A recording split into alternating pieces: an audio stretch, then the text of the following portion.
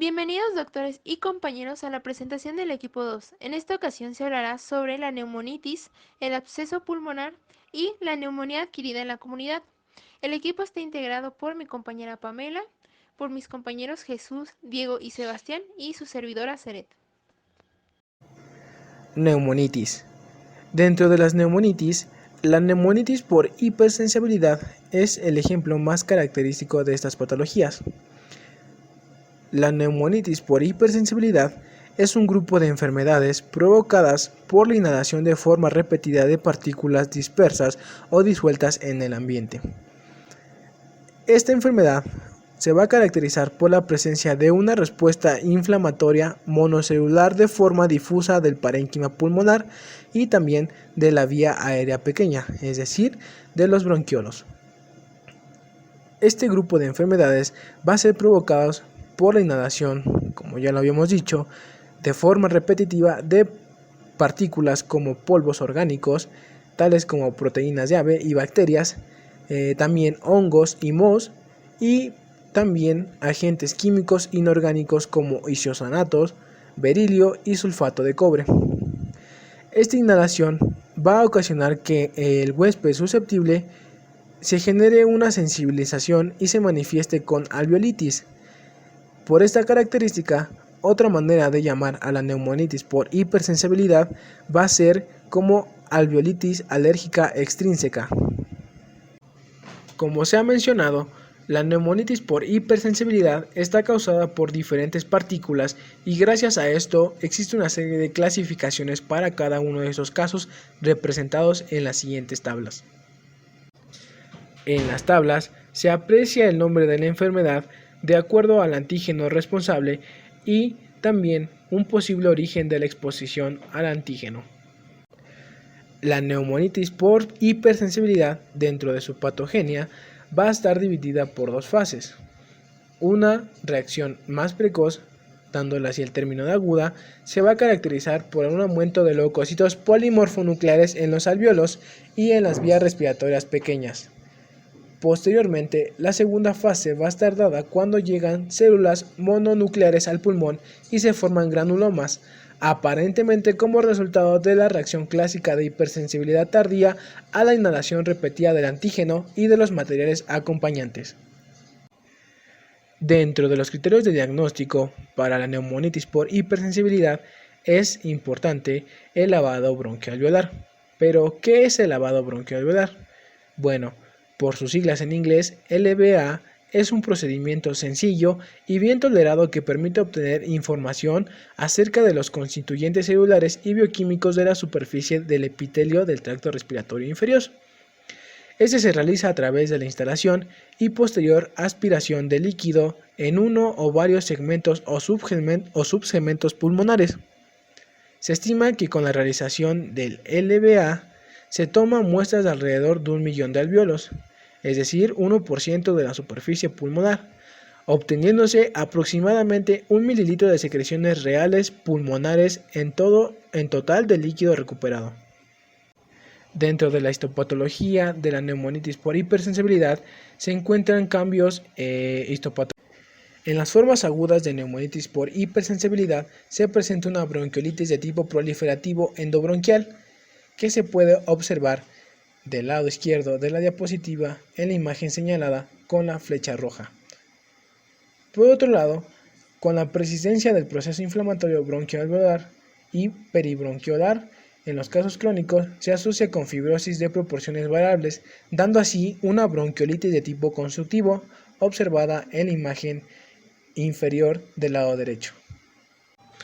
Una vez sabiendo esto, hay dos puntos importantes que considerar de la neumonitis por hipersensibilidad.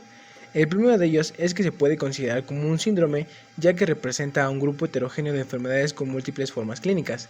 Estas formas clínicas son aguda, subaguda y crónica, que más adelante se detallarán cada una de ellas. Y estas pueden evolucionar a un daño pulmonar irreversible. Y por otro lado, se puede considerar una enfermedad subdiagnosticada y solo un alto grado de sospecha clínica y una historia clínica detallada pueden llevar a un diagnóstico precoz y a un tratamiento satisfactorio. Resulta un poco difícil conocer con exactitud las características epidemiológicas de la neumonitis, Esto debido a que hay muchísimos factores que influyen en esta. Entre estos factores encontramos el clima, las condiciones geográficas, las costumbres locales, la cercanía del domicilio del paciente a alguna fábrica o alguna industria, obviamente el factor genético de cada paciente, así como sus hábitos, por ejemplo el tabaquismo. Por lo tanto, la incidencia y la prevalencia de la neumonitis varían según cada país, e incluso dentro de un mismo país esta puede variar entre diferentes zonas. Sin embargo, sí podemos afirmar que las características epidemiológicas de la neumonitis son bajas relativamente y que en las pocas personas que se presenta suele hacerlo con más frecuencia en varones que estén cursando durante la quinta década de la vida, es decir, que tengan entre 50 y 60 años. Pero como ya sabemos, las neumonitis son un grupo de enfermedades que pueden tener diferentes etiologías y pues debe de haber algunas más comunes que otras, obviamente. En este caso, la más común o una de las más comunes es la llamada neumonitis del pulmón del granjero. Esta forma afecta entre el 0.4 y el 7% de todos los granjeros. Ahora, es un poco complicado determinar cuántas personas que se expongan a los agentes causales más comunes van a llegar a desarrollar la enfermedad. Esto debido a que el diagnóstico de la neumonitis encierra una dificultad un poco elevada. Por lo tanto, según estimaciones respaldadas con estudios, se calcula que de todos los individuos que se expongan a los antígenos que comúnmente causan la enfermedad, solamente un 50% va a desarrollar anticuerpos ante este antígeno, y de este porcentaje solamente entre un 5 y un 15% va a llegar a desarrollar la enfermedad. Es decir, que solamente entre el 5 y el 15% van a llegar al punto en el que pues ya se llegue a la inflamación del parénquima pulmonar. Es importante mencionar que muchos artículos arrojan que esta es una de las enfermedades respiratorias más infradiagnosticadas. Esto significa que de todos los casos que existen en el mundo, un gran porcentaje no ha sido diagnosticado correctamente. Y sin embargo, puede afectar la vida de los pacientes que la padezcan de una manera pues fuerte. Por lo tanto, es importante que la tengamos presente y que no la dejemos de lado solamente porque no es una enfermedad muy común. En cuanto a lo que respecta al cuadro clínico de la neumonitis, es importante mencionar primero que el cuadro clínico va a ser el mismo sin importar la etiología que está causando la neumonitis. Es decir, no importa si hablamos de un pulmón de granjero o de un pulmón de cuidador de aves, los comportamientos clínicos que estos presenten van a ser exactamente los mismos. Y en cuanto a la intensidad de la reacción que presente cada paciente, esta va a variar en función de qué tan sensible es cada individuo a pues la partícula sensibilizante y en cuanto a qué tan fuerte fue la exposición a la partícula, es decir, qué tan duradera y qué tan intensa fue la exposición a esta. Ahora, es importante mencionar que los signos cardinales de la neumonitis son dos, son la tos y la disnea. Estos signos obviamente son totalmente inespecíficos, es decir, que muchas enfermedades respiratorias los van a presentar. Por lo tanto, el diagnóstico de esta enfermedad no se basa primordialmente en la exploración física, a pesar de que obviamente esta sí es importante. Lo más importante para poder diagnosticar de una manera correcta la neumonitis es una buena anamnesis. Por lo tanto, es muy importante hacer un interrogatorio muy exhaustivo, sobre todo fijándonos en pues la ocupación de nuestro paciente. Y si no la ocupación, pues tal vez el domicilio o algún evento previo que pudiera haber tenido contacto con alguna de las sustancias que se conocen que pueden provocar neumonitis. Una vez que quede establecido que nuestro paciente efectivamente se pudo haber expuesto ante algún antígeno que pudo haber desencadenado la neumonitis, es importante reconocer la relación temporal entre la exposición de nuestro paciente al sensibilizante y que sus síntomas aparecieron.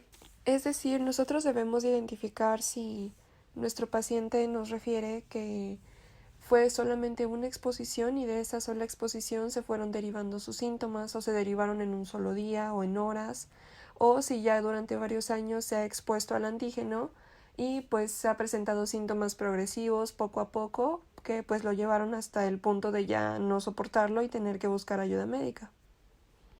En base a esto de la velocidad de reacción o de aparición del cuadro clínico, existe una manera de clasificar a la neumonitis. Esta manera la clasifica en forma aguda, en la cual los síntomas aparecen de 6 a 8 horas, en una forma subaguda, en la cual los síntomas aparecen de manera gradual en un periodo de semanas o meses, y en la forma crónica, de la cual hablaremos un poco más adelante. Y cada uno de estas maneras de presentación de la neumonitis tiene sus propios signos y síntomas, aunque como ya les había mencionado, los signos que todas tienen son tos y disnea. Pero bueno, en cuanto a la forma aguda, vamos a ver que nuestro paciente va a llegar con una sensación de malestar general. Nuestro paciente va a llegar agitado, diciendo que pues siente molestia en todo el cuerpo. Además de esto va a presentar tos de tipo no productiva. Va a presentar disnea, que puede ser de grado variable, es decir, ya habíamos nosotros hablado sobre que la disnea tiene 4 grados en función de en qué actividades empieza a presentar dificultad para respirar el paciente. Entonces, pues según el grado de la reacción y la intensidad, va a ser la disnea que va a presentar el paciente. Y no presenta sibilancias. Además de esto, presenta fiebre que puede llegar a ser elevada debido a que, pues como es una reacción aguda, es una reacción de defensa, o sea, el cuerpo va a presentar fiebre porque es como si lo atacaran en un momento rápido. Va a presentar escalofríos y va a presentar dolor torácico en forma de tirantez. En cuanto a la exploración física de la forma aguda, hay muchas veces que esta se presenta de manera normal, sin embargo podemos encontrar taquipnea y taquicardia debido a la misma reacción de defensa que presenta nuestro cuerpo. Y además de esto, se pueden llegar a auscultar crepitantes finos en las bases de los pulmones. Como recordarán, los crepitantes son un tipo de estertor, es decir, un ruido anormal del pulmón, que se ausculta al final de la inspiración y que está provocado pues por la presencia de material o líquido dentro del alvéolo. Y este se escucha o se describe como cuando frotas un mechón de cabello cerca de tu oído. Y pues bueno, como ya les había mencionado, la forma aguda se caracteriza porque los síntomas se presentan entre 6 y 8 horas después de que el paciente se expuso ante el antígeno. Ahora, en cuanto a la forma subaguda, esta se presenta en un periodo gradual, ya sea en semanas o meses, y pues los síntomas van apareciendo de forma insidiosa. Esto quiere decir que van apareciendo lentamente y que en un inicio la enfermedad no presenta síntomas obvios. Por lo tanto, pues en un inicio el paciente no siente la necesidad de buscar ayuda médica, pero conforme van pasando el tiempo, pues ya es cuando llegan con los médicos. Entre los síntomas, pues presentamos de igual manera sensación de malestar general, astenia. La astenia, como recordarán, es una sensación de cansancio que el paciente refiere, es decir, se puede comparar con la fatiga. Va a presentar pérdida de peso, va a presentar tos de tipo no productivo de nuevo, pero a veces también puede ser productiva dependiendo de la intensidad de la reacción que presente nuestro paciente y la sensibilidad que tenga ante el antígeno al que fue expuesto. También puede presentar, como ya les había dicho, que es uno de los signos cardinales, disnea. Esta puede ser gradual, que ya lleve semanas o que lleve meses, y puede llegar a una severidad pues tan grave que el paciente puede llegar con cianosis e incluso pues requerir hospitalización debido a la dificultad que presenta para respirar. En cuanto a la exploración física de la forma subaguda, esta va a ser exactamente igual a la forma aguda. Podría llegar a ser normal, pero presentar taquipnea, taquicardia y pueden llegarse a escuchar crepitantes en las bases de los pulmones. Ahora vamos a hablar sobre la presentación crónica de la neumonitis. Esta forma se suele presentar por una exposición constante al antígeno que la causa y se puede presentar sin haber presentado nunca antes ningún cuadro de neumonitis ni agudo ni subagudo, o se puede haber derivado de una forma aguda o subaguda maltratada. En cuanto a los estudios radiológicos que va a presentar esta enfermedad, estos van a variar según el estado de la neumonitis. En la presentación aguda podemos encontrar un patrón llamado miliar fino o de imágenes alveolares. Este se puede identificar como un patrón nodulillar diseminado y uniforme. Los nódulos se presentan en las radiografías como pequeñas zonas radiolúcidas, diseminadas y uniformes, como lo dice la definición, alrededor dentro de la zona del parénquima pulmonar. O en su defecto, en la presentación aguda de la enfermedad se puede encontrar una radiografía normal y también es común. En la forma subaguda, pues vamos a encontrar en la radiografía pequeñas opacidades nodulares mal definidas. Esto es lo mismo, les recuerdo, un nódulo es una pequeña zona radiolúcida que se encuentra diseminada alrededor del parénquima pulmonar, y en el caso de la neumonitis subaguda se van a presentar estas opacidades nodulares, sobre todo en los campos medios e inferiores del pulmón. Lo cual, si nos ponemos a analizar un poco, tiene lógica con que en la exploración física de la neumonitis vamos a encontrar crepitantes en las zonas medias e inferiores del pulmón sobre todo. Los crepitantes, como ya les había mencionado, se relacionan con la presencia de algún fluido o líquido dentro de los alvéolos, y pues en el caso de las radiografías, obviamente estos se van a presentar como radiolucidez. En el caso de estas dos presentaciones, de la aguda y la subaguda, es común que se resuelvan completamente en un plazo corto relativamente, que varía de entre los 10 y 90 días desde la exposición. Es decir, que si pasan este tiempo y nosotros tomamos otra radiografía, es muy probable que ésta ya se encuentre normal y sin ninguna alteración. Ahora, en la forma crónica, como ya les había mencionado, el cuadro clínico ya es muy difícil diferenciarlo de cualquier otro tipo de fibrosis pulmonar. Por lo cual vamos a encontrar una radiografía que es la característica de cualquier enfermedad pulmonar intersticial difusa. Esto conlleva una radiografía con patrón reticular, que puede ser de intermedio a grueso. El patrón reticular es el que podemos ver aquí en la presentación, y el hecho de que sea reticular se refiere a que lo que vemos son fibras reticulares pues gruesas, aumentadas.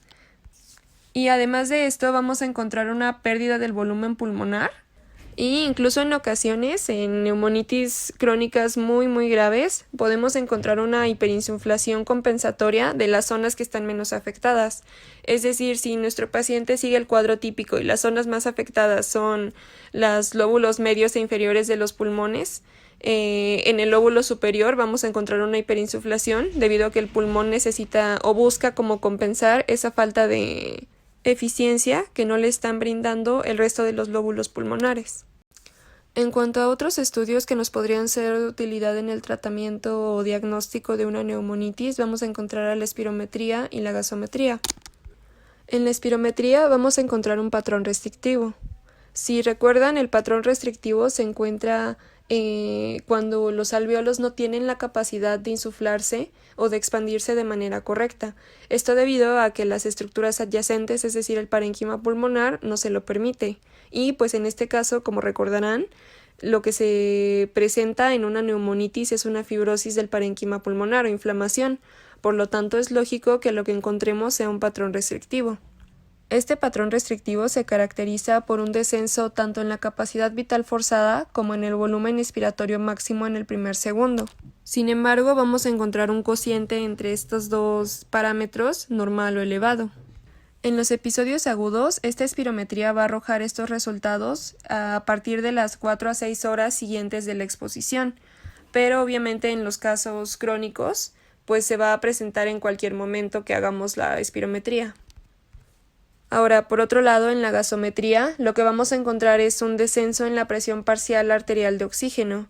Esto debido a las dificultades en la correcta ventilación o difusión que nos provoca pues la inflamación del parénquima pulmonar o la fibrosis en todo caso. Este hallazgo de hipoxemia, que pues en las formas agudas llega a ser reversible, con el tiempo, cuando ya encontramos una neumonitis crónica, puede ser irreversible. Y pues esto puede conllevar al paciente a depender de oxigenoterapia pues por el resto de su vida. Además de los estudios ya mencionados, podemos realizar otros como el laboratorio general, las pruebas cutáneas, la broncoscopía y la prueba de provocación bronquial que ya les había mencionado. En el caso del laboratorio general, los hallazgos van a ser totalmente inespecíficos. Vamos a encontrar los hallazgos que encontraríamos en cualquier proceso inflamatorio agudo o crónico. Es decir, una elevación de la velocidad de sedimentación globular, de la proteína C reactiva, positividad en el factor reumatoide y en ocasiones podemos encontrar isótopos de inmunoglobulinas G, M y A. Por otro lado, las pruebas cutáneas son pruebas en las que se administra por vía intradérmica el extracto específico al que pues nuestro paciente presenta hipersensibilidad. Y tras pasados 15 minutos se realiza una lectura para ver si se presentó algún tipo de pápula. y si se presenta una pápula y esta es mayor de 10 milímetros, se considera que la prueba es positiva. Esta puede servir como una noción de contacto con el antígeno y como una prueba con cierto poder discriminante entre mero contacto y la enfermedad. En el caso de la tomografía computarizada de alta resolución, en la fase aguda de la neumonitis, se caracteriza por la presencia de un patrón pulmonar difuso o en vidrio deslustrado, un patrón nodulillar o un patrón mixto, asociado muchas veces a áreas que parecen parchadas por atrapamiento aéreo. Y en las fases crónicas encontramos la presencia de un patrón reticular, similar al que se encontraría en una radiografía, con desestructuración y retracción de los ejes broncovasculares. Y pues todo esto refleja la presencia de fibrosis, como ya lo habíamos mencionado, en el caso de las neumonitis crónicas. Ahora, lo que realmente es recomendado como el mejor método para el diagnóstico de la neumonitis es la prueba de provocación bronquial. Esto debido a que se produce el síndrome clínico tras someter al paciente a la inhalación, siempre en condiciones controladas, del antígeno específico que desencadena la reacción. Sin embargo, presenta el inconveniente de que para su realización se requiere el ámbito hospitalario y es muy laboriosa. Para su realización es necesario disponer del extracto antigénico y de un estudio funcional basal de los valores de la capacidad vital forzada y la capacidad de difusión del dióxido de carbono. Deben de ser superiores al 60% en los valores teóricos de referencia. Ya una vez que se le presentó el antígeno al paciente, los criterios más útiles son la aparición de fiebre, la neutrofilia y el descenso de la capacidad vital forzada. Y pues si se presentan estos en las 4 a 6 horas siguientes de la exposición, se considera que la prueba es positiva. Ya en reacciones positivas más graves podemos presentar o más bien observar crepitantes en la auscultación pulmonar, alteraciones radiológicas, disminución de la capacidad de difusión del dióxido de carbono e hipoxemia. Y en estos casos es necesario interrumpir la provocación y administrar oxígeno y esteroides para disminuir las reacciones. En cuanto al tratamiento de la neumonitis, el tratamiento primordial que se va a buscar antes del farmacológico es el diagnóstico precoz de la enfermedad y evitar en la medida de lo posible el contacto con el antígeno que provoca la reacción. Esto puede ser bien evitando la exposición con medidas de protección o bien eliminando el antígeno del medio laboral, siempre que esto sea posible. Esto se puede lograr primero mediante el cambio de ocupación, aunque esto puede resultar un poco complicado debido a que no es tan fácil que un paciente deje así de fácil de lado su medio de ingreso. Por lo tanto, se han desarrollado otras medidas de protección que nos pueden resultar útiles para que nuestro paciente esté seguro y no tenga que cambiar de ocupación tan radicalmente. Esto incluye desde una desinfección a conciencia del área de trabajo hasta el uso de mascarillas o respiradores individuales como el que vemos en la presentación o incluso de cascos ventilados con suplemento de aire puro. Lo que se busca con cualquiera de estas medidas es la eliminación del elemento causal de la reacción. Y es importante mencionar que en las presentaciones agudas, por lo general, solamente con hacer esta medida de eliminar el antígeno, es muy probable que la enfermedad remita, es decir, que los síntomas desaparezcan con esta simple medida. Ahora, en el caso de las formas agudas o subagudas que son muy sintomáticas o que presentan un deterioro a pesar de que nosotros hayamos retirado el antígeno del ambiente del paciente, a lo que recurrimos es a corticoides sistémicos. El corticoide que más se utiliza o que más se menciona en diferentes artículos es la prednisona. Esta se recomienda administrarse en 1 miligramo por kilogramo por día durante 7 a 14 días y después esta dosis se va a disminuir lentamente durante las siguientes 2 a 6 semanas y ya así se va a ir disminuyendo de manera progresiva hasta que lleguemos a solamente 5 a 10 miligramos en días alternos hasta que pues se presente la resolución clínica y podamos ver una estabilidad reflejada en las diferentes pruebas funcionales que ya habíamos mencionado antes. Es importante mencionar que los corticoides sistémicos suelen presentar bastantes efectos secundarios debido a su mecanismo de acción, por lo que no podemos recetarlos o estarlos administrando de una manera crónica. Encontré en varios artículos además que cuando no se observa una buena respuesta a los antiinflamatorios en los primeros 3 a 6 meses, se recomienda agregar un inmunosupresor como la azatioprina en una dosis de 1 a 2 miligramos por kilogramo por día. En el caso de los pacientes que presenten cuadros crónicos o un poco más sintomáticos de la enfermedad, es probable que se presente tanto daño a la vía aérea periférica como hipoxemia. Y en estos casos va a ser necesario apoyarnos de otras medidas de tratamiento para mejorar la calidad de vida del paciente. En el caso del daño a la vía aérea periférica, se recomienda el uso de cualquier broncodilatador. Estos pueden ser desde albuterol, salmeterol, terbutalina o el salbutamol, que es uno de los más usados, y se pueden utilizar cada uno por su cuenta o una combinación de estos mismos. Estos por lo general se administran mediante un aerosol que el paciente inhala. Ahora, en el caso de la hipoxemia, se recomienda el uso de oxígeno suplementario. La dosis de este oxígeno va a estar determinada según los parámetros gasométricos de cada individuo y pues nos va a dar la dosis por litros por minuto y el tiempo de cuántas horas debemos de administrárselo. Pero como recomendación inicial en el individuo perfecto de 70 kilogramos y de unos 70 metros, se puede utilizar 3 litros por minuto en un mínimo de 18 horas al día. Dentro de las neumonitis podemos encontrar también la neumonitis por radioterapia. Esta es una inflamación de los pulmones debido a quimioterapia o a terapia con radiación. Comúnmente este tipo se presenta de 2 a 3 meses después de una serie de radiación en algún área del pecho. Debido a la neumonitis es posible desarrollar fibrosis pulmonar. Esto puede ocurrir después de 6 o hasta 12 meses.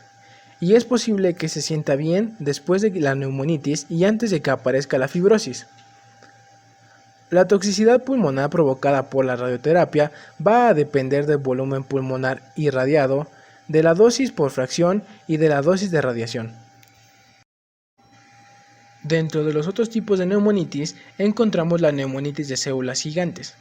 Cuando hablamos de este tipo de neumonitis, nos referimos básicamente a fibrosis e infiltrado linfocitario y plasmocitario intersticial, junto a la existencia de células gigantes y grandes células mononucleares dentro de los alvéolos. Otro tipo de neumonitis es la neumonitis linfocítica. Este es un grupo de trastornos que exhibe infiltración de linfocitos y células plasmáticas en el parénquima pulmonar. Los trastornos pueden ser benignos o también comportarse como linfomas de grado bajo. Esta forma rara de enfermedad pulmonar intersticial ocurre en los adultos, algunos de los cuales padecen una enfermedad autoinmunitaria o disproteinemia. Se han encontrado algunos casos acompañados también por infección de VIH-Sida. Otra de las neumonitis importantes que debemos de mencionar es la neumonitis clásica por radiación. Este tipo de neumonitis origina o conlleva a una fibrosis pulmonar y se debe a la producción local de citocinas que es inducida por la radiación. Además de esto, se produce por la producción excesiva del factor transformador de crecimiento beta derivado de plaquetas, del factor de necrosis tumoral alfa y del factor de crecimiento transformante beta en el campo que resultó irradiado. A pesar de que este tipo de forma de neumonitis se suele resolver sin secuelas, resulta un poco complicado debido a que los pacientes que la suelen presentar son pacientes oncológicos que se están sometiendo a tratamiento con radiación para el cáncer. Por lo tanto, resulta un poco complicado simplemente retirarles la radiación a la que se someten para que pues la enfermedad remita, debido a que dependen de esta para eliminar el cáncer y pues caemos en un dilema de a qué enfermedad se le debe de dar prioridad. Por último, otro tipo de enfermedad que muchas bibliografías consideran común es la neumonitis en trabajadores del corcho, que también recibe el nombre de suberosis. Esta enfermedad es reflejada en pacientes que tienen exposición a corchos contaminados. Y es importante mencionar que se observa casi exclusivamente en España y en la región del sur de Europa, debido a la industria regional de dicho material, del corcho. Al hablar de corchos contaminados nos referimos a que presentan un antígeno causal llamado Crisonilia estofila y este antígeno suele ser relacionado también con la tala de árboles o las zonas en las que hay una explotación excesiva de bosques, como en Canadá o incluso en algunos bosques de nuestro país. El absceso pulmonar se define como una zona necrótica del parénquima pulmonar, que es realmente una cavidad de un tamaño superior a 2 o 3 centímetros de diámetro y única o predominante y que prevalece sobre la condensación. Esta cavidad contiene un material purulento que se produce por la acción de un agente infeccioso. Este material se encuentra la salida a través del árbol bronquial. Hola chicos, ¿cómo están? Yo les voy a hablar acerca de la clasificación del absceso pulmonar. Y en este caso es importante señalar 3 aspectos que nos van a hablar acerca de las características clínicas y patológicas del absceso pulmonar.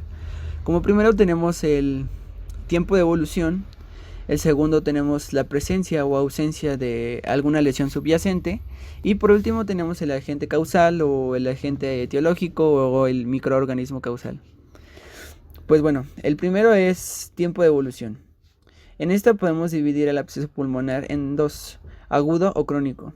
Y el tiempo estimado o el tiempo aproximado serán 4 a 6 semanas. Es decir, que si nosotros tenemos un paciente con un absceso pulmonar de 4 a 6 semanas, lo consideramos agudo. Pero si tenemos un paciente con una lesión de absceso pulmonar de más de 6 semanas, se puede considerar como crónico. Bueno, tenemos el siguiente que es lesión subyacente. En este también podemos dividir el absceso pulmonar en 2. Cuando tenemos un absceso pulmonar primario, quiere decir que está en ausencia de cualquier lesión subyacente. Y por lo contrario, cuando tenemos un absceso pulmonar secundario, este nos indica que está en presencia de lesiones como tumores o como padecimientos sistémicos que nos van a comprometer nuestro sistema inmune. En este caso, el ejemplo que pusimos es el virus de inmunodeficiencia humana o VIH. Y por último, encontramos el microorganismo causal o agente etiológico o agente causal, en el cual podemos igual podemos dividir el absceso pulmonar en 2. Absceso pulmonar inespecífico, en el cual no se aísla algún patógeno sospechoso en el esputo. Se presume que en este caso lo más frecuente, o más bien casi todos los casos, es debido a una bacteria anaerobia. Una bacteria anaerobia quiere decir que se va a poder proliferar en ausencia total de oxígeno. Pero como ven, en este caso no se aísla algún patógeno sospechoso. Y por lo contrario tenemos el absceso pulmonar pútrido. En este sí tenemos el agente patógeno aislado y nos van a indicar que son bacterias anaerobias. Estas bacterias anaerobias se caracterizan por el olor desagradable del aliento que produce o el olor desagradable del mismo esputo. Y pues bueno, esas son las 3 maneras en las que nosotros podemos dividir el absceso pulmonar. Ahora hablemos acerca de la etiología del absceso pulmonar. En esta ocasión tenemos una tabla que nos divide a nuestro hospedero en 3. Tenemos un hospedero con tendencia a la aspiración. Este nos va a indicar que este hospedero tiene la flora de bacterias ubicada en la región bucal y que tiene tendencia a aspirarlas hacia las vías respiratorias inferiores. Y como pueden ver, aquí tenemos algunos ejemplos como son las bacterias anaeróbicas o anaerobias, que como ya les había mencionado son bacterias que van a proliferar en ausencia de oxígeno. Y agregadas a estas también tenemos los Streptococcus aerophilus o anaerobios o ambos. También este paciente puede presentar lesiones embólicas endovasculares. Por lo general tenemos el Staphylococcus aureus. Y también tenemos hongos endémicos como el histoplasma. Y también tenemos micobacterias como la conocida Mycobacterium tuberculosis, que es la causante de la tuberculosis. Y también tenemos el hospedero inmunodeprimido, que como ya habíamos mencionado es un paciente que va a tener su sistema inmune comprometido. Y en esto podemos encontrar también el Mycobacterium tuberculosis, la nocardia asteroides y por último tenemos al hospedero que antes estaba sano. Y en esta también podemos encontrar bacterias como el Staphylococcus aureus y también podemos encontrar parásitos, porque también Un agente causal del absceso pulmonar pueden ser los parásitos. En esta tenemos la entamoeba histolítica y entre otras. Seguimos con la etiología del absceso pulmonar y en esta podemos encontrar otra tabla que nos va a dividir a nuestros agentes causales como bacterias, parásitos, hongos o micobacterias. Y pues tenemos las más frecuentes, que vamos a volver a mencionarlas. Tenemos las bacterias anaerobias que proliferan en ausencia de oxígeno. Tenemos aquí los ejemplos de Peptostreptococcus, Finegoldia, Prevotella, entre otras. Y también tenemos bacterias Streptococcus como Streptococcus milleri, Microaerophilica, Phiogenes, entre otras. Y también tenemos parásitos. Es como ya les había mencionado, también puede ser un causante los parásitos. Y tenemos la Paragonimus westermanni y bueno, también tenemos la Entomoeba histolítica. Y también podemos encontrar hongos. Como ya les había mencionado antes, también es frecuente encontrar histoplasma y Cryptococcus neoformans. Y por último tenemos las micobacterias, que ya se había mencionado, la Mycobacteria tuberculosis o la Mycobacteria kansasi. Siguiendo con la etiología del absceso pulmonar, presentamos otra tabla en la que, como ya hemos mencionado, el absceso pulmonar es causado principalmente por bacterias. Y aquí tenemos una prueba de ello. Tenemos un estudio realizado por Bartlett en 1987, que aunque es un viejo, la verdad, es un estudio que nos puede corroborar que las bacterias son la principal causa de este absceso pulmonar, porque se realizó un estudio en el que se aisló el agente causal del absceso pulmonar y encontramos que en el total de los casos encontramos un 11% de solo bacterias aeróbicas, un 46% de bacterias anaeróbicas y tenemos una flora mixta que son bacterias aeróbicas y anaeróbicas que la encontramos en un 43%. Y como pueden ver, dentro de los microorganismos aislados aerobios, el más común es el Staphylococcus aureus. Entonces podemos identificar que por lo general la más frecuente causa de absceso pulmonar, hablando de microorganismos aislados aerobios, tenemos el Staphylococcus aureus. Y por la parte de los anaeróbicos, de las bacterias anaerobias, se encontró que en un 12% serían los Peptostreptococcus. Y entonces podemos ver que es la más frecuente en el caso del agente causal o lo que causa el absceso pulmonar. Y bueno, ya para cerrar con este aspecto de la etiología del absceso pulmonar, tenemos 4 ejemplos que son destacados de nuestros agentes causales más comunes. Y tenemos en la parte superior 2 bacterias importantes, que es la Mycobacterium tuberculosis y en la parte derecha la Staphylococcus aureus. Y pues hay que recordar que por lo general estas bacterias las podemos encontrar en la región bucal de los pacientes y estos tienen tendencias a aspirarlas hacia las vías aéreas inferiores. Y en la parte inferior, en la parte izquierda, tenemos un ejemplo de parásito que puede provocar el absceso pulmonar, que es el Paragonimus westermanni, que es un parásito que puede infectar a humanos, tanto humanos como a algunos otros animales. Y en la parte derecha tenemos un ejemplo de un hongo que puede provocar un absceso pulmonar, que es el Cryptococcus neoformans. Y pues bueno, sería todo con respecto a la etiología del absceso pulmonar. Y bueno chicos, seguimos con la fisiopatología de nuestro absceso pulmonar. Y en esta vamos a tener que la mayoría de los abscesos pulmonares surgen como una complicación de una neumonía aspirativa. ¿A qué nos referimos? A que va a ser una infección que nosotros vamos a aspirar hasta las vías aéreas inferiores procedentes de las vías aéreas superiores. En este caso son causadas principalmente por microorganismos anaerobios procedentes que están presentes en la boca. De hecho, se habla de que incluso pacientes con gingivitis, que es una inflamación de la gingiva provocada por bacterias anaerobias, podría generar nuestro absceso pulmonar, ya que habiendo un acúmulo de flora de bacterias en nuestra cavidad bucal o mucosa bucal. Y estas las podríamos aspirar.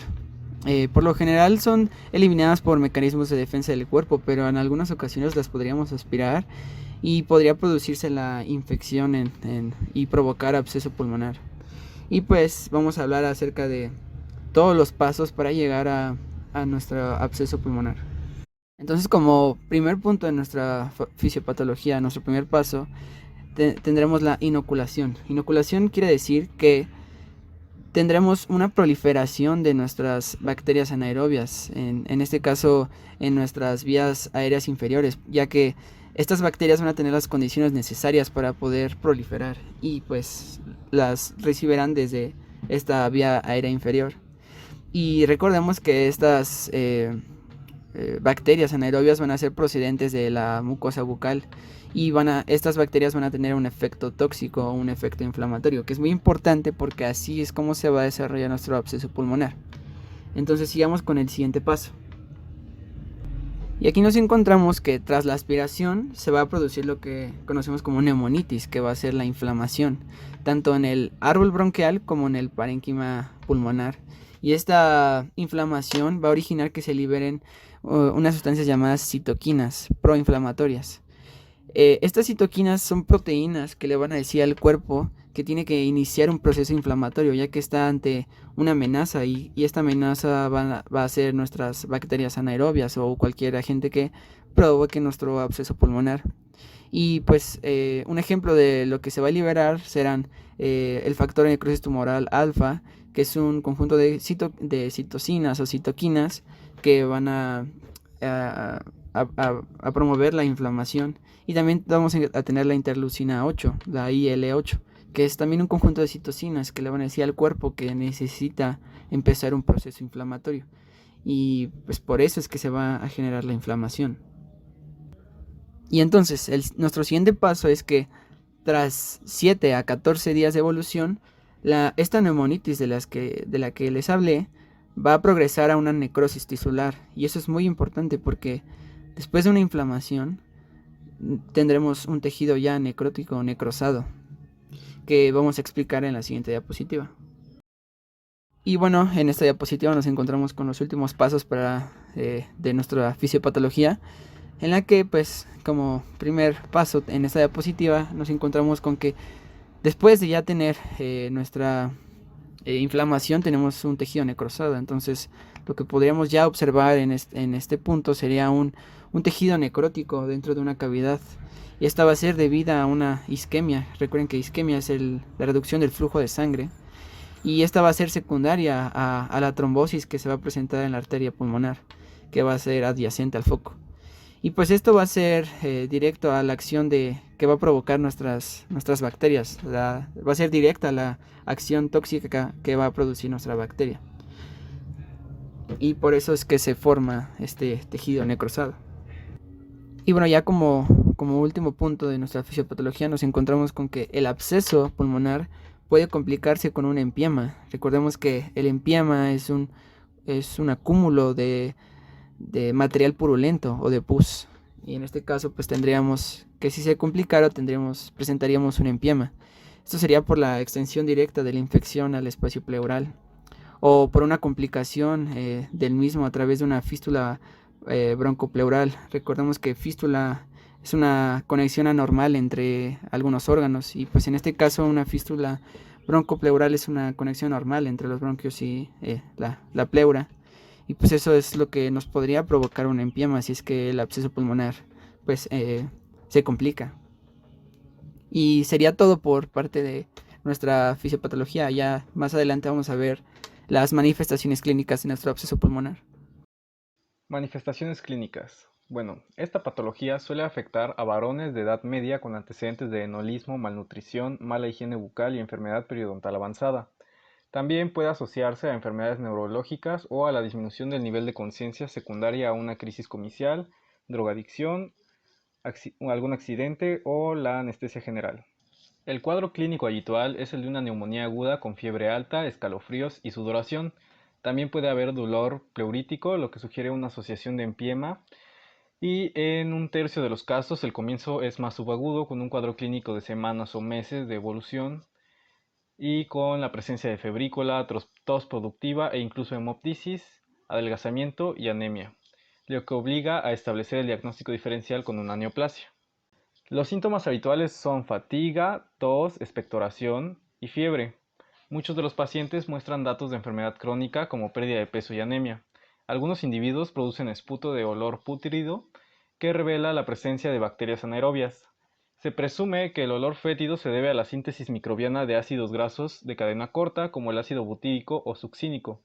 Algunos pacientes padecen pleuritis por la afección pleural secundaria a la diseminación por contigüidad o a la existencia de una fístula bronquiopleural.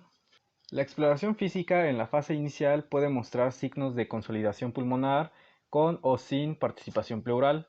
Más tarde, cuando el absceso se abre al árbol bronquial, en la auscultación se puede escuchar un soplo anfórico o cavernoso. En casos de larga evolución se pueden observar acropaquías.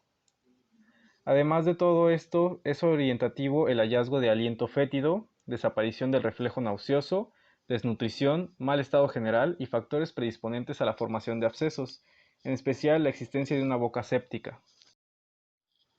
Diagnóstico.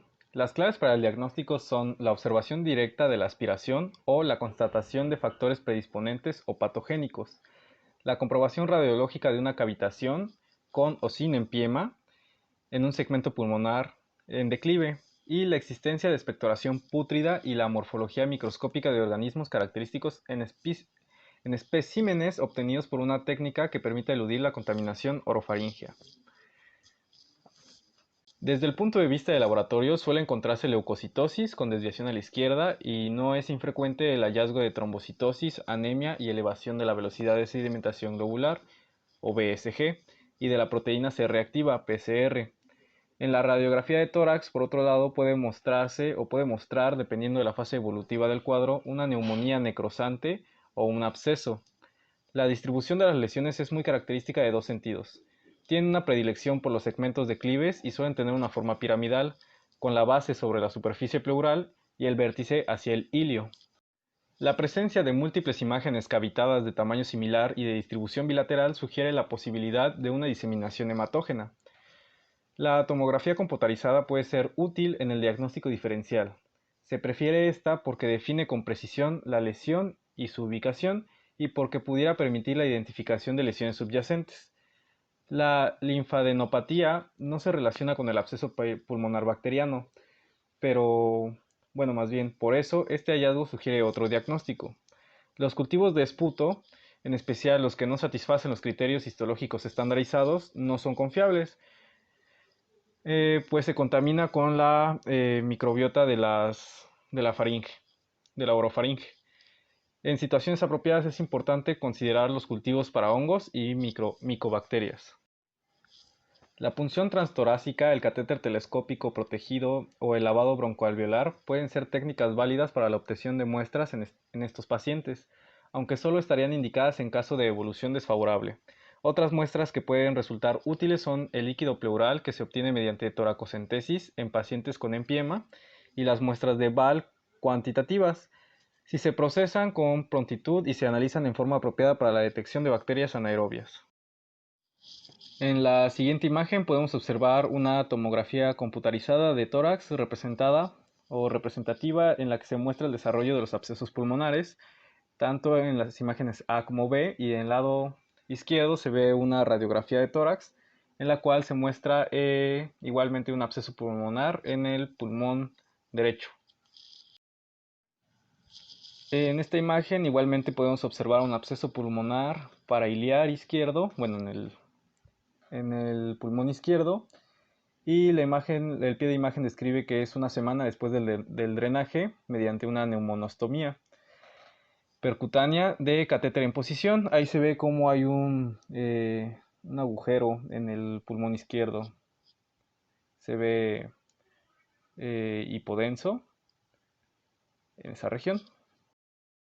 Ahora, en cuanto al diagnóstico diferencial, prácticamente cualquier infección pulmonar puede cavitarse, por lo que es importante considerar la tuberculosis, que puede cursar como un cuadro clínico semejante al absceso pulmonar de la causa aspirativa. Las denominadas bullas infectadas son en realidad bullas preexistentes que han acumulado una cierta cantidad de líquido, habitualmente no infectado, generando un proceso inflamatorio de vecindad. En estos casos es habitual que el paciente esté asintomático a pesar de la aparatosidad de las imágenes. En general, el nivel hidroaéreo tiende a desaparecer espontáneamente en semanas. Las bronquiectasias quísticas, cuando son de gran tamaño, también pueden aparentar un absceso pulmonar. En ambas circunstancias, siempre que sea posible, será de gran utilidad revisar la información radiológica previa. Cuando la presentación clínica corresponde a un cuadro insidioso y subagudo, es preciso descartar la existencia de una neoplasia, como habíamos platicado antes, especialmente si las lesiones cavitadas aparecen en zonas no declives y afectan a un paciente fumador con buena higiene bucal, desdentado o sin factores predisponentes de aspiración. Además, debe tenerse en cuenta que el absceso pulmonar puede ser secundario a la existencia previa de un carcinoma, especialmente en su variedad epidermoide, ya sea por infección de zonas de necrosis intratumorales o bien de las zonas de atelectasias por la obstrucción tumoral. En la población pediátrica siempre debe tenerse en cuenta la posibilidad de aspiración de un cuerpo extraño. Además de las mencionadas, les dejé un cuadro con las diferentes patologías que pueden ser parte de un diagnóstico diferencial, las cuales se dividen en enfermedades malignas, enfermedades autoinmunes, misceláneas, de causa mixta y por infecciones. Tratamiento. Las infecciones que producen las bacterias anaerobias en general deben manejarse con clindamicina o pueden manejarse con clindamicina a la dosis inicial es de 600 miligramos 4 veces al día y puede cambiarse por una dosis oral de 300 miligramos 4 veces por día una vez que cede la fiebre y se presenta mejoría clínica.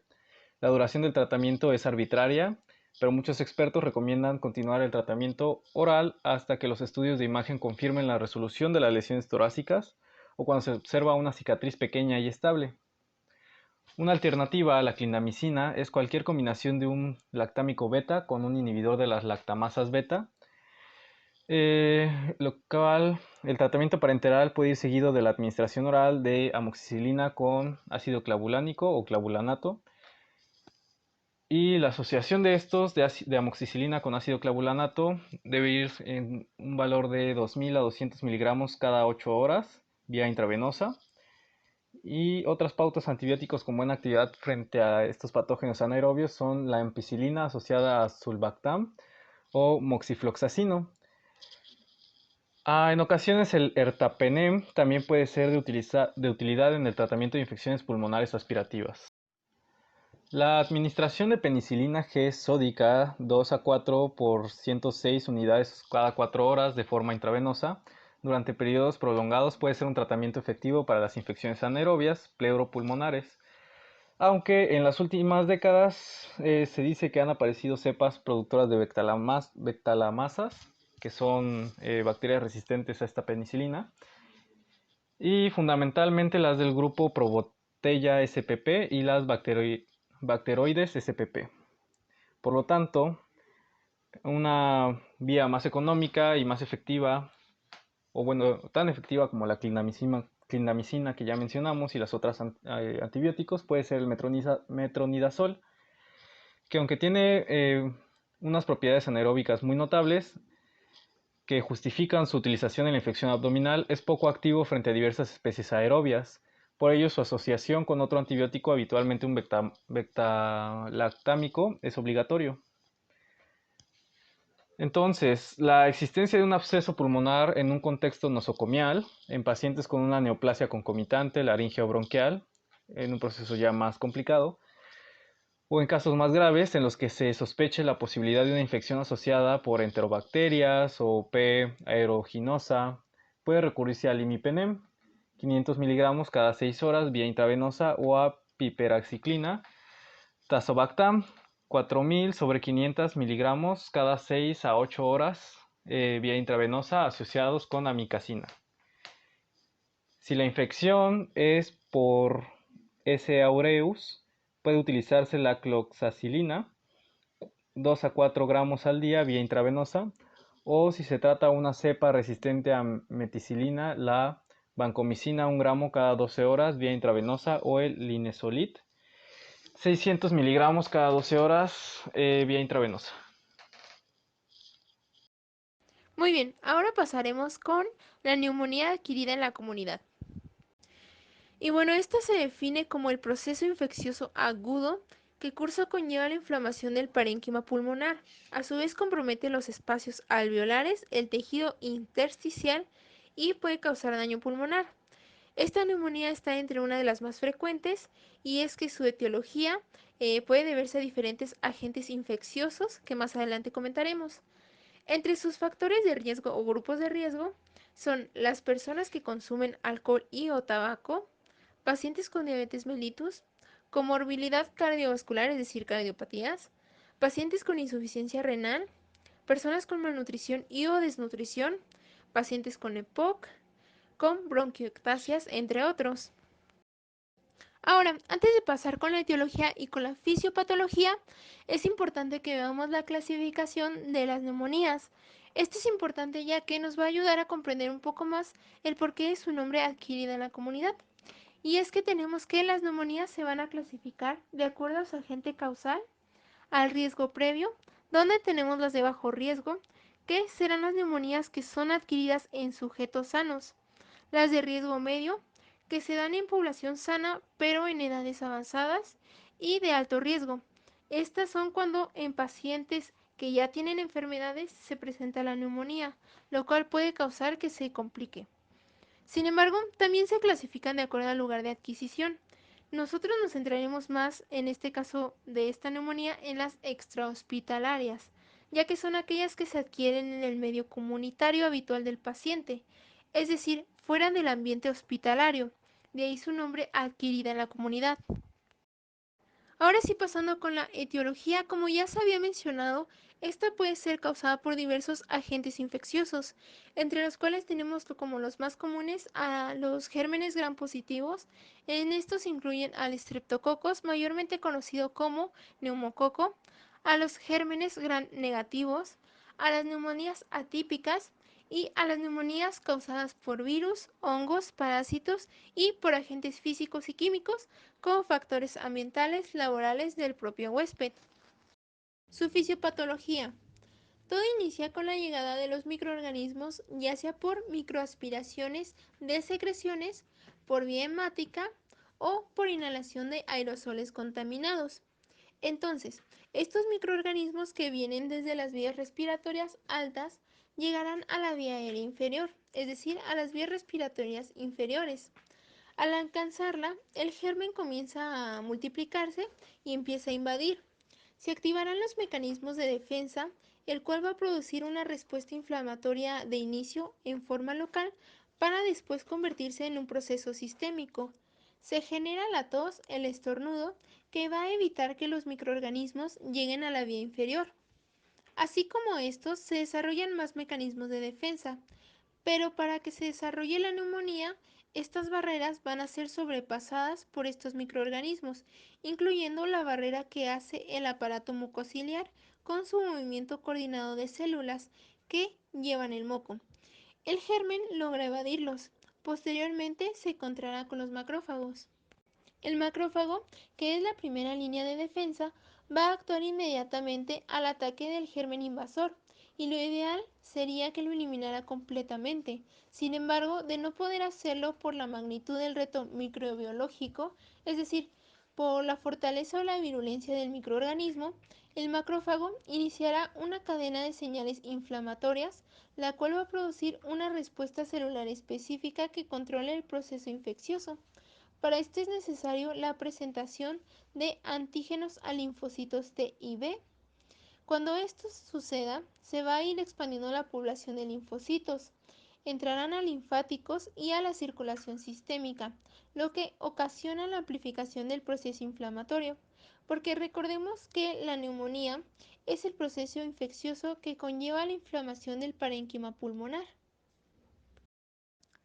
Y bueno, aquí podemos ver la fisiopatología de una forma más esquematizada, y es que recordemos que inicia con la llegada de los microorganismos al sistema respiratorio. Van a ir de las vías respiratorias altas a las vías respiratorias inferiores. Entonces, a partir de estos microorganismos se van a empezar a multiplicar para empezar a invadir. Entonces se van a activar los mecanismos de defensa, en este caso inflamatorios, y anatómicos, mecánicos e inmunológicos. Recordemos que además de los que ya se mencionaron, también está el pH de la saliva y las inmunoglobulinas. Entonces, una vez que sea demasiada virulencia, en este caso el microorganismo, va a sobrepasar estos mecanismos o estas barreras de defensa, y se va a crear, bueno, va a desarrollar factores de virulencia más agresivos, por así decirlo. Va a provocar una deficiencia del sistema inmune, lo que nos va a dar resultado la neumonía. Cuadro clínico. Entre sus síntomas y signos son variables, pero suele presentarse disnea, tos, dolor en el pecho al respirar o toser, fatiga, entre otros. En general, se engloba en fiebre, que puede estar acompañado de taquipnea y crepitantes en la auscultación, además de la sintomatología respiratoria.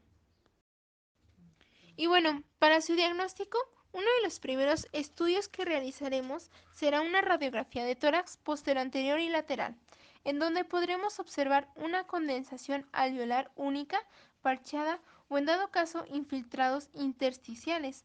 Aunque no nos ayudará a diferenciar las neumonías, puede sugerir una etiología específica y valorar la gravedad de la neumonía, además de ver si hay otras afectaciones, es decir, ver la evaluación del paciente. Y bueno, aquí hay otros estudios de laboratorio que podemos usar para, bueno, en ayuda o en apoyo a nuestro diagnóstico. Y estos son la química sanguínea, la biometría hemática, la saturación de oxígeno en sangre, la prueba de tinción de Gram, entre otras. Pero en sí es muy importante tomar en cuenta o basarnos en nuestra historia clínica, es decir, en nuestro interrogatorio, nuestra exploración física, ya que eso más los estudios de laboratorio y la ayuda de imagenología, vamos a poder llegar al diagnóstico. El tratamiento para la neumonía adquirida va a depender de su etiología y de su gravedad, ya que como hemos visto, esta la pueden causar diferentes agentes infecciosos, entonces pues es muy importante la identificación, pero se va a iniciar con un tratamiento inicial empírico conocido como antibioterapia empírica inicial. Es aquí donde se tomarán algunas medidas generales para el paciente, como la toma de líquidos abundante, hacer reposo en cama mientras tenga la fiebre, recibir el tratamiento adecuado para la fiebre, dolor pleurítico, tos o disnea, y los pacientes ingresados pueden requerir oxigenoterapia o ventilación mecánica. Durante la evolución del proceso de recuperación de nuestro paciente, se puede dividir en tres etapas o tres estadios. El primero va a ser la inestabilidad clínica. Esta se va a tomar en cuenta desde el inicio del tratamiento hasta que empieza la mejoría en el paciente. Durante esta etapa no se debe de cambiar el tratamiento, salvo que veamos que no se recupera el paciente o que está ocurriendo un empeoramiento en su salud. La siguiente fase es la mejoría clínica inicial. Aquí los síntomas, signos y alteraciones de laboratorio comienzan a mejorar. Esta etapa suele durar de 24 a 48 horas. Y la última etapa será la mejoría clínica definitiva. Aquí es donde se completa la mejoría inicial y suele ocurrir a partir del día 5.